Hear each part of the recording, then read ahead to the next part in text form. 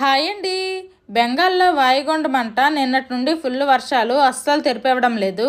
ఏం వండాలని మా ఆయనకి అడిగితే ఇన్స్టాలో పెప్పర్ చికెన్ ఫ్రై అనే రీల్ చూసారంట. అది నాకు షేర్ చేసి దానికి ఏమేం కావాలో అవి నువ్వు రెడీ చెయ్యి, ఈ లోపల నేను మార్కెట్కి వెళ్ళి చికెన్ తెస్తానని వెళ్ళారు. ఈ రోజుకి మా ఇంట్లో పెప్పర్ చికెన్ ఫ్రై. మరి మీ ఇంట్లో స్పెషల్ ఏంటో కామెంట్ చేయండి. మా ఆయన మార్కెట్ నుండి వచ్చే లోపల ధనియాలు, చెక్క, మిరియాలు, లవంగాలు, అనాస పువ్వు ఫ్రై చేసి పౌడర్ చేసుకున్నాను. తర్వాత ఉల్లిపాయలు, పచ్చిమిర్చి కూడా కోసేసాను. ఇంతలోనే మా ఆయన చికెన్ తీసుకొచ్చేసారు.